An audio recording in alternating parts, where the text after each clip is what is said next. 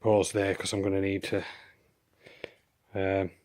I'll probably pause there and then I'll film again once it's in the piano, because it's going to be a two-person operation to get it in this piano. So with the frame back in, we're now putting the screws back in around the edge. As you can see, all shining up, looking nice and shiny. Know exactly which holes each of them go, because I've got the old cardboard.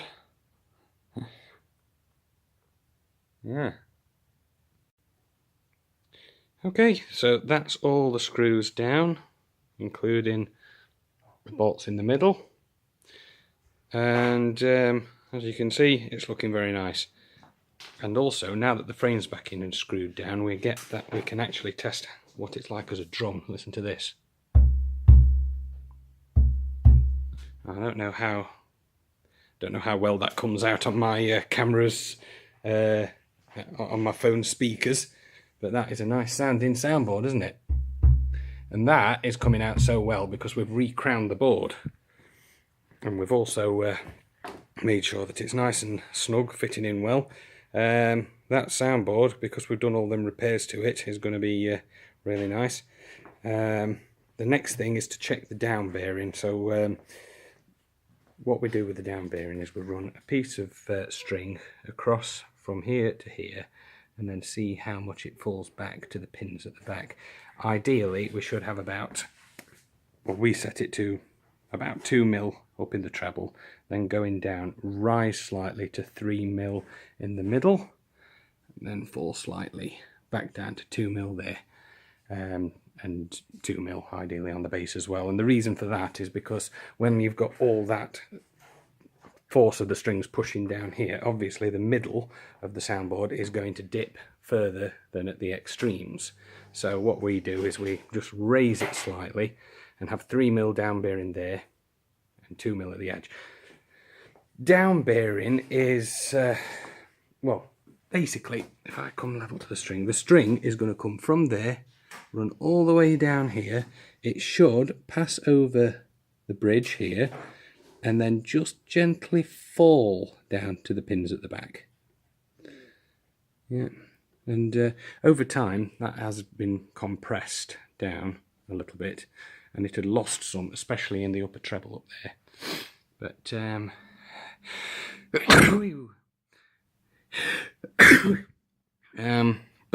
yes.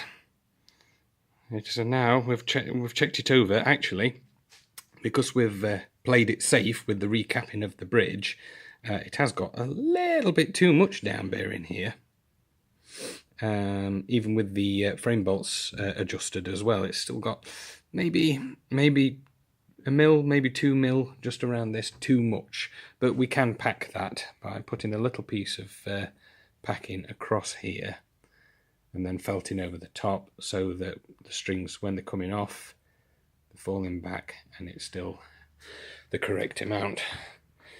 And that is very, very imperative to get that down bearing even throughout.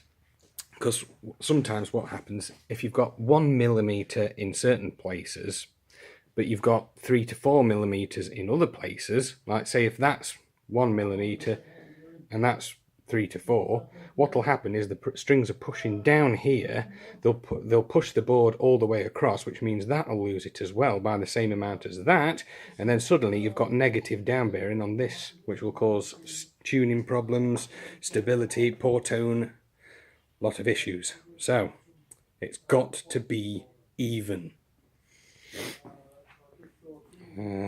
So that's my next job, is making sure it's all even, and then felting the frame and decorating.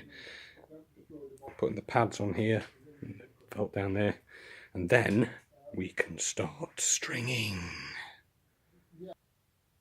Okay, there we go. All decorated and ready for stringing. So now what I'm going to do is just nip upstairs and really quickly and as briefly as I possibly can go through the stringing chart for this piano. Okay, so at that point of the video I do actually go upstairs and start talking about the bass string program. Sorry, I'm getting a bit glare on my glasses. Let me see if I can point them up a bit. That's a bit better. I go upstairs to Phil's computer desk and I actually video the screen with my phone, which didn't work because the frame rates of the monitor on the screen and my phone didn't agree with each other, and it just looked awful. So instead, what I'm going to do after this is I'm going to do a separate video talking about how we calculate string tensions and all that kind of stuff.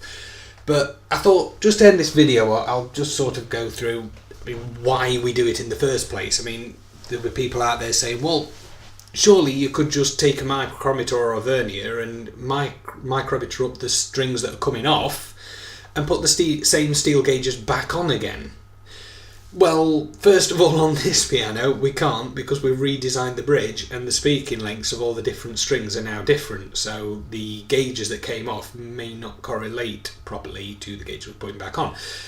But also, we do this as standard anyway. But people might say, well, why bother? Or isn't there a standard size? That's the other question that people say. Isn't there, if you've got a C, the fifth C up on a piano, isn't that a certain string gauge? And the simple answer is no, because they're all different lengths. All the depends on the shape of the bridge, depends on the size of the piano, depends on how much tension you want to put on as well. So it all depends. But this is the other question is, why bother at all? Why not just micrometer what's coming off and put the same gauges of wire back on again? And there's nothing particularly stopping you doing that, and a lot of piano restorers do. We don't, because we like to calculate the strings anyway, because we like to know that the graph is going to look even, and I'll get more into that in the next video coming along. But basically, one of the reasons is that sometimes if you're using a micrometer or a vernier on older steel, it can be rusty or corroded and it doesn't give you a correct measurement. I mean, so on some older instruments, the wire gauges are different to modern gauges, and you have to sort of guess the closest gauge more or less. On some older instruments, they didn't have half gauges at a certain point simply because they didn't have access to the half gauges of wire. So, for example, on a piano, the top end, the very top notes, say 85 or 88, they're usually 13 or 13 gauge wire. And then from there, it builds up 14, 15, 16, 17, 18, 19, 20, until you get to the copper-covered strings down at the bottom. Now, at that point, just before it gets to the copper-covered strings, the string down there can be about 21 gauge, 22 gauge wire. So it's gone from 13 all the way up to 22, and these days you've got all the half gauges in between, but at one point in history they didn't have the half gauges. And if you're restringing, if you're micing up what came off, you might not have the half gauges. But, we've got them now, why not see if we can get that graph even more accurate? The piano is another example you might want to recalculate. If the piano's been restrung before in the past, what if the previous technician was careless when he was taking all the measurements and he put the wrong wire gauges back on? If you're just micrometering up what came off, you're going to just be copying his or her mistakes.